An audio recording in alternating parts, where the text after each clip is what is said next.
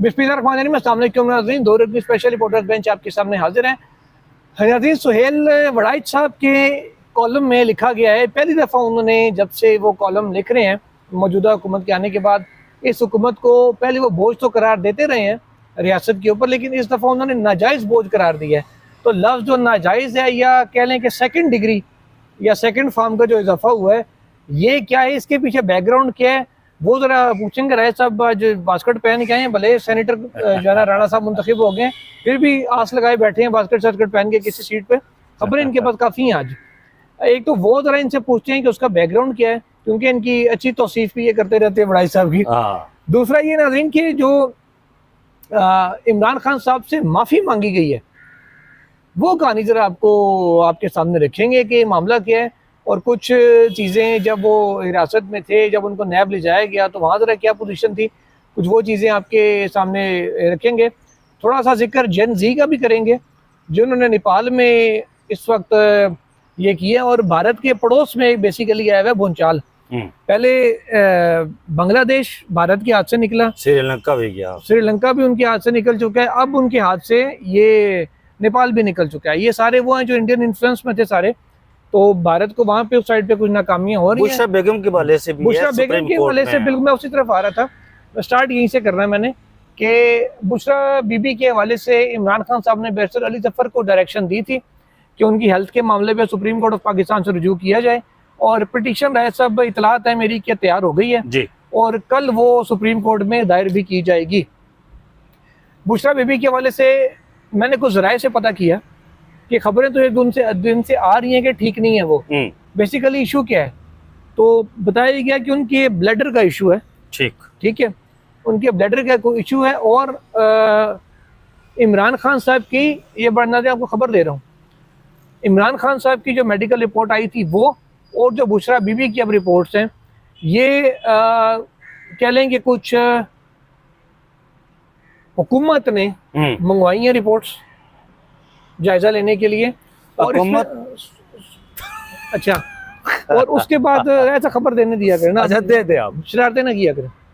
अच्छा, मंगवाई है रिपोर्ट्स, और बताया जा रहा है कि इन रिपोर्ट्स को मुख्तलिफ सीनियर डॉक्टर से कंसल्ट किया जा रहा है, डिस्कशन उनके ऊपर की जा रही है, और अगर कोई ऐसा मामला बताया जा रहा है कि सामने आया जहाँ पे ये लगे कि यार अगर इस वक्त इसका ट्रीटमेंट ना हुआ, आगे चलकर ये मसला बन सकता है, और ये या इस वक्त भी ज़्यादा इशू बन सकता है, तो या इसका असरात किस हद तक हो सकते हैं, चाहे बुशरा बीबी का भी हो मामला और इमरान खान साहब का भी हो, जैसे उनके कान वाला इशू था, उस सूरत में फिर रिलीफ मिलने का इम्कान भी है।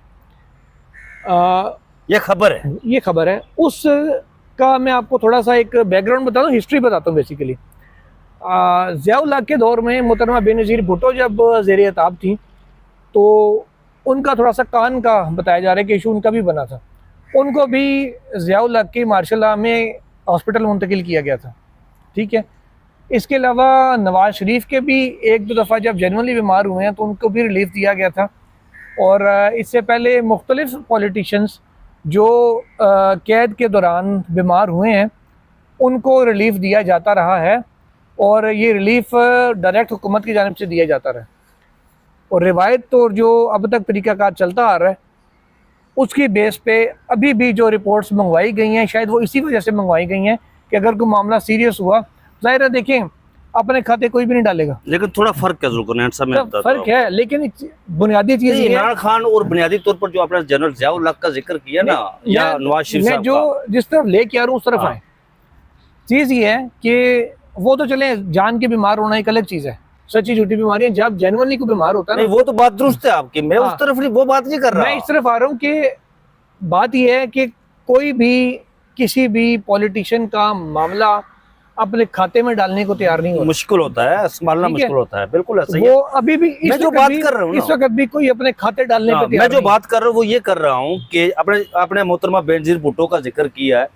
नाज़रीन, जनरल ज़ियाउल हक जब वो उन्होंने, मतलब आप कह सकते हैं कि जब हुकूमत उनके पास थे, उनके इक़्तिदार का सूरज जो है पूरी आबो ताब के साथ चमक रहा था, जब उन्होंने मुंतखब वज़ीर-ए-आज़म को घर भेजा, फिर उसे पसे ज़ंदा किया, ये सारा कुछ किया, लेकिन एक बात जो आपने जो मैं आपको ये याद करवा दूँ ज़ुल्क़रनैन साहब, कि तारीख की कुतुब उठाकर पढ़े ना, ज़ियाउल हक ने भी ये काम नहीं किया था कि ना उसने मोहतरमा बेनज़ीर भुट्टो को जेल में डाला था, ना उसने नुसरत भुट्टो को जेल में डाला।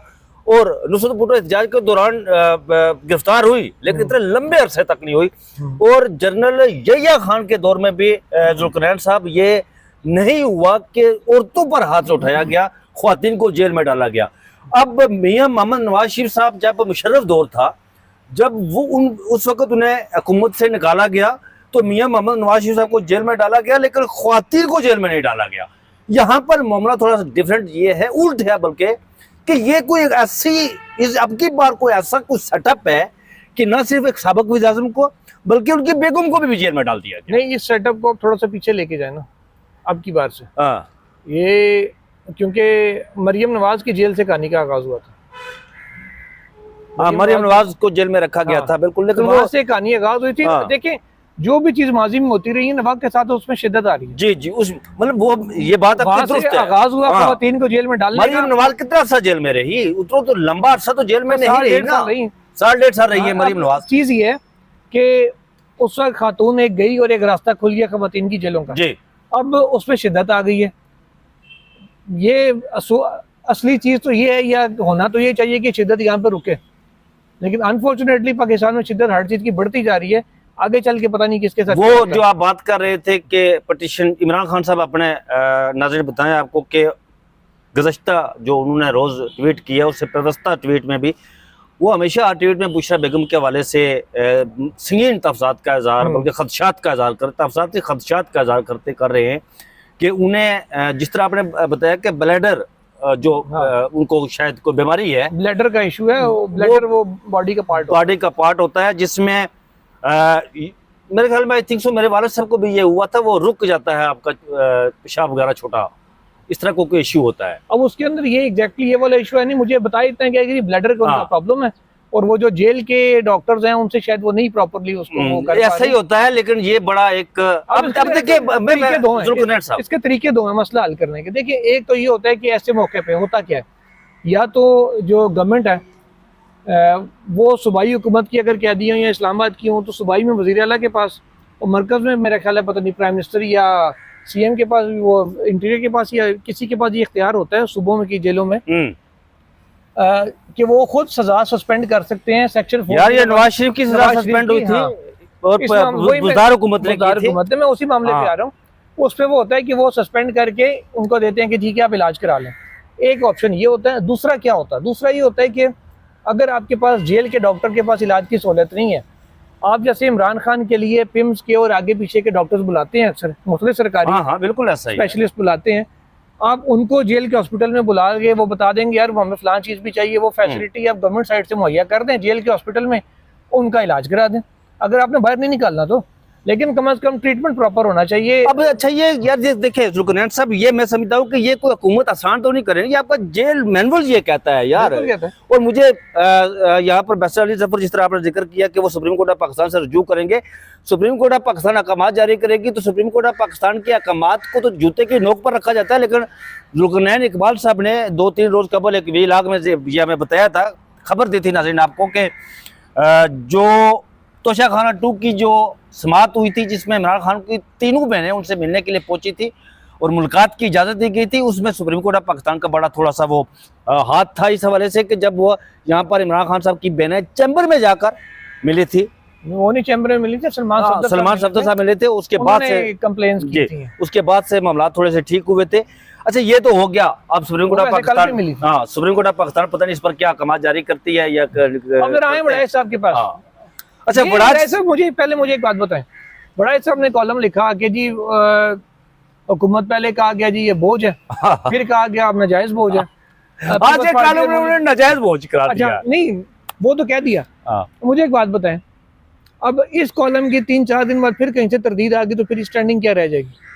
तरदीद आएगी या नहीं आएगी, लेकिन कॉलम देखे, असल में जो नाजायज बोझ खबरें देने का तरीका होता है ना, सोहेल बराज साहब की खूबी ये है कि खबर जो है ना वो इस तरह देते हैं कि अगले बंदे को पता भी नहीं चलता असल खबर उन्होंने क्या दी है। इस हुकूमत को नाजायज बोझ करार देकर जो आगे पैराग्राफ लिखे हैं ना 1-2, जिसमें लिखा है जी कि कराची के ताजर जो है वो चीफ फील्ड मार्शल से मिल रहे हैं, लाहौर के ताजर फील्ड मार्शल से मिल रहे हैं, वो ये कह रहे हैं जी कि ये निज़ाम जो है वो चल नहीं सकता, 3 साल से ये फेलियर है, कोई इकॉनमी माशी तौर पर भी हमने कोई बड़ा गोल अचीव नहीं किया।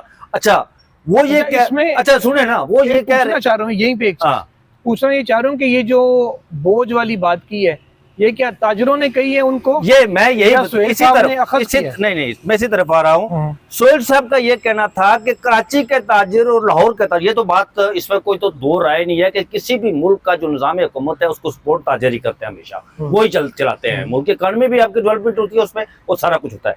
उन्होंने अपने कॉलम में ये लिखा कि ताजर फील्ड मार्शल साहब को ये कह रहे हैं कि ये नाजायज बोझ आप क्यों उठाए हुए हैं, सब कुछ आपने कर। खबर असल में ये है अच्छा कि वो उन्होंने ताजू के खाते में डाल दिया ना, ताजू के खाते में डाल दिया। जवाब क्या मिला? जवाब मैं बता रहा हूँ ना, ताजू के खाते में डाल दिया। उसमें लिखा ये कि इससे छुटकारा दिलाया जाए। आपको याद होगा कि 1 हफ्ता कबल अली अमीन गंडापुर ने भी एक बात की थी। सर समझ गया, टेक्नोक्रेट की। अब राय आमा हमवार की जवाब क्या आया? अब राय आमा जवाब नहीं आया अभी तक। अच्छा अब राय आमा हमवार की नहीं, अब राय आमा हमवार की जा रही है। अच्छा लोगों को बताया जा रहा है। अब सोहेल वड़ाच साहब इस हुकूमत को, मौजूदा सेटअप को पहले बोझ कहते थे और अब नाजायज बोझ, ये बात उन्होंने ताजरों के मुंह में डाल दी है ना, ठीक है, नाजायज बोझ करार दिया है। और ये कहा है कि ताजिर ये कह रहे हैं कि जितनी जल्दी मुमकिन हो इनसे छुटकारा लिया जाए और इन्हें फारिग किया जाए, क्योंकि अगर सारा कुछ आप ही नहीं करना है तो ये आपने किस लिए रखे हुए हैं। ठीक है, ठीक है। और तवातर के साथ देखे सोहेल वड़ाच साहब जो बात करते हैं वो कहते हैं ना, वो 3 इडियट मूवी देखी हुई है ना आपने जी, और जिसमें क्या नाम होता है यार, एक वो स्टूडेंट जाके तकरीर करता है तो पीछे बैठा होता है तो वो कहता है कि ये शब्द बोल वो रहे हैं, शब्द हमारे हैं। तो सोहेल वड़ाच साहब के बारे में यही कहा जाता है कि कलम उनका होता है, सोच किसी और की होती है, बोल वो रहे होते हैं, अल्फाज किसी और के होते हैं। तो ये तवातर आप देखिए, ताजरों के मुतालबे का जवाब नहीं आया। खबर मेरे लिए ये है, ये जवाब नहीं आया।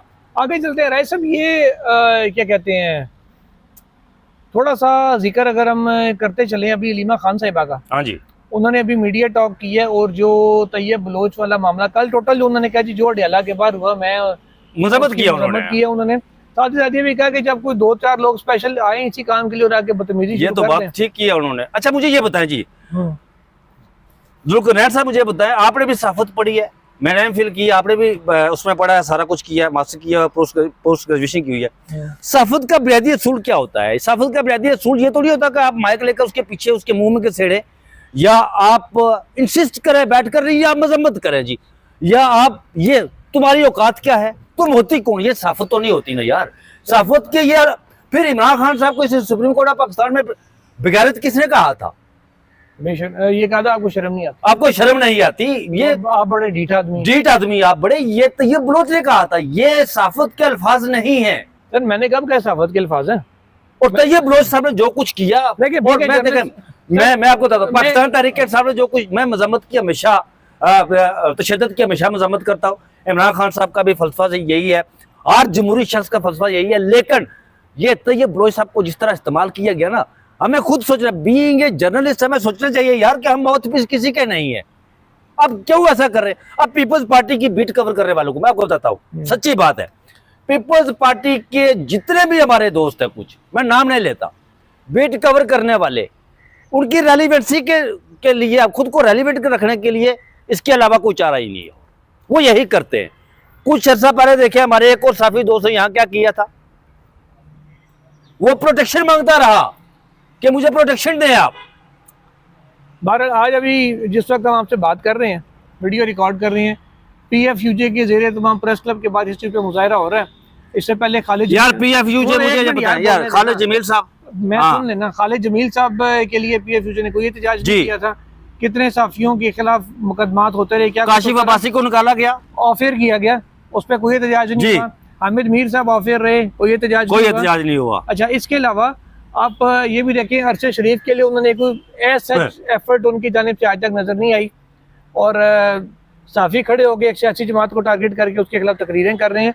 ये मैं खुद भी एक तंजीम का सरबराह। खालिद जमील साहब के हवाले से मैं खबर देता हूँ आपको जी, नाज़रीन, मैंने इसका जिक्र कहीं नहीं किया।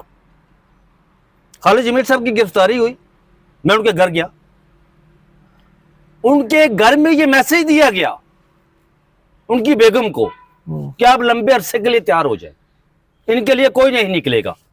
ये जो बनी हुई हमारी साफी तंजीमें है ना, जिसमें अच्छा गुड का बैड कप का इन्होंने वो उसके लिए करते हैं, ये काम तो नहीं होना चाहिए ना यार। साफी के लिए बिना तसीस नहीं करना चाहिए। मैं भी तो यही बात कर रहा हूँ कि आप भी खाली सिलेक्टिव लोगों के बारे क्यों एक्टिव होते हैं। अब चीज़ ये है कि जिस भी साफ़ी के ऊपर कुछ होगा, आपका भले उससे इख्तलाफ है, आप उसके राय से मुतफिक नहीं होंगे, लेकिन जब आपने करना है फिर आपने सबके लिए करना है। बिल्कुल ऐसा ही है। नहीं करना तो फिर किसी के लिए भी ना करें। ये पिक एंड चूज नहीं होता, उससे आपके ऊपर भी एक छाप लगती है कि जब उन्हें खालिद जमील साहब को घर से उठाया गया, मुझे उनकी मिसेज की कॉल आई, मैं कहीं बैठा हुआ था तो ऊपर तले 2-3 कॉल्स आई, तो मुझे कोई ये हुआ, थोड़ा सा खतरा हुआ कि यार असल में इशू क्या है, मामला क्या है। उन्होंने मुझे फुटेज भेजी ना, तो मैंने फौरी वहाँ से उठकर मैंने उन्हें रिंग बैक किया। मैंने कहा कि उन्होंने कहा ये मामला हो गया। मैंने कहा कि आप धीरज रखें, इंशाल्लाह अल्लाह मामलात बेहतर करेगा। वो फिर वकला वकीलों के साथ दूसरा तीसरा ये सारा, लेकिन जो मेरे तक खबरें पहुंची जब मैं उनके घर गया उनके राय के बाद, तो मुझ तक जो बातें पहुंची ना, ये इंतहाई अफसोसनाक बातें थी। उनके घर में मैसेज दिए गए जी, जाकर बैठकर उन्हें बताया गया कॉल्स के जरिए कि आप लंबे अरसे के लिए तैयार हो जाएं जी, अब खालिद जमील साहब बाहर नहीं आएंगे।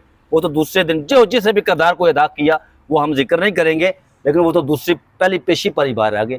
ये नहीं होना चाहिए। हमारा सब जाते जाते थोड़ा सा नेपाल का कर लें, और वो खान साहब से माफी वाली बात करें यार, ये मांगी खान गई साहब से वो अलीमा खान असल खबर ये भी है। सिर्फ आगे हुआ ये नाजरीन के अलीमा खान साहिबा ने बताया कि जिन एहलकारों ने, रेंजर्स के लोगों ने इस्लामाबाद हाई कोर्ट से खान साहब को गिरफ्तार अच्छा, इससे पहले आप मुझे ये बताएं जुल्करनैन इकबाल साहब, आप बात करते हैं, कल इसी सुप्रीम कोर्ट ऑफ पाकिस्तान में आपके सामने मुझसे कौन उलझ रहा था? और यार वो तो हम आपस में साफियों की चलती रहती है ना, ये हाँ। कोई वो चीज, लेकिन वो तो मुझसे गुस्से हो गए साहब जनाब।